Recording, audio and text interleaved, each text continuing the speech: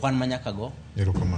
Erokamano nya. Aparo ni wanyalo loro wach mar limbe mar jatend piny Kenya piny Amerika kod gima Amerika oyudo kod gima jo Kenya yudo kaachiel kod wach matero jo apisa mag obila e piny Haiti ma bende weche osebedo kanti mang'eny mokalo nyakwaro Muga Jongo. Waritu ng'eto mibiro gol kod karo koda ote mane ochwal kod jatend duond bura ma Third Way Alliance edo ka kwedo godo chenro makamano. Wadwana walidh mana wach moro kama dundo neno ka gima siasa ma Kenya madiere neno ka gima pod medo tedore maendi kaloro koda limbe ma jalup jatend piny Rigathi Gachagua manyocha timo limbe Uasin Gishu County kendo ne oloso ka gima ne ogeto jo siasa moko mayudre e Kenya kata holo mar Okak ma bende neno ka gima ema osebedo ka siasa ma osebedo ka utugore e Kenya madiere. Dibe ne nitie gima rigi ji ong'eyo ma ok wang'eyo to giko mar weche gi biro oko jo Kenya nade weche mag siasa winyo nena kaka weche ne obuki nyakwara Muga Jongo.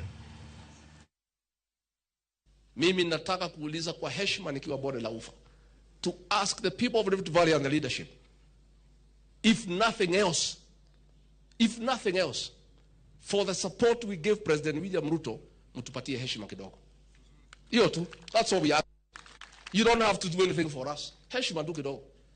Leave us alone to manage our things. Nyinyi mupange yenu, tukutane pale katikati. Na hiyo vijana wakiendelea wataharibu hii siasa yetu. They'll cause conflict. The mountain is now unsettled and feeling bad that a few people from here are trying to interfere with the leadership in the Mount Kenya region. Haija haribika, turekebishi. Nyinyi ndio mliwatuma hiyo vijana? Kuna mtu mumetuma? Please, let us respect each other.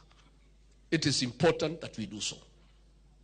We want to support the president to succeed.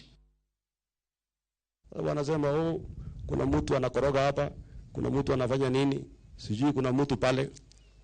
Sasa ukienda useme ati huyu Oscar Sudi asisunguke akae kwa constituency yake.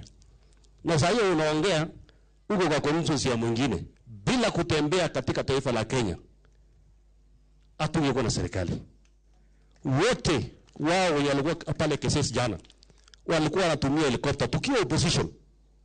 Na walisunguka Kenya mzima ndio watu wengine wakajulikana. Wakasungushwa Kenya mzima mpaka leo wako na hiyo fio wako naye. So please, mimi nataka niwaombe. Kama wewe hutaki kusunguka kaa nyumbani kwako. Tafuteni mtu mwingine kwanza wa kutisha. Mimi neno kagima koro semoke koro liel Ken Muga.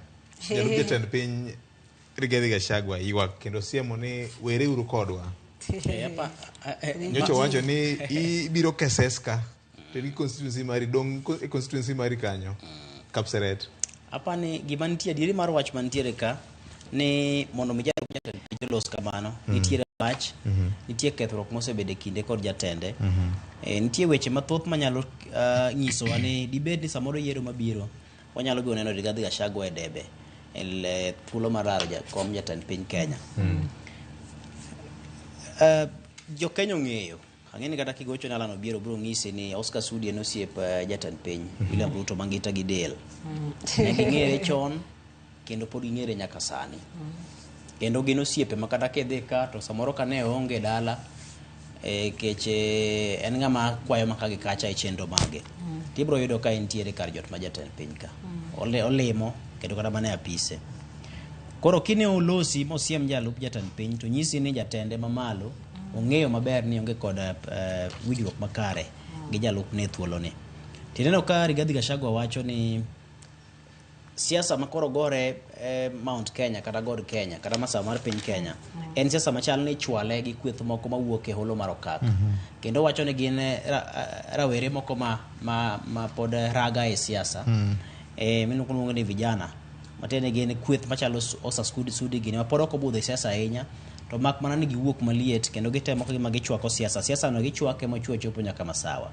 Penjo mana nitie mana poda penjo rento en ang'o kecho wacho ni nitiere pek moro kata nitie tabu moro masawa. Pek ni emo kwang'eni en ang'o hie.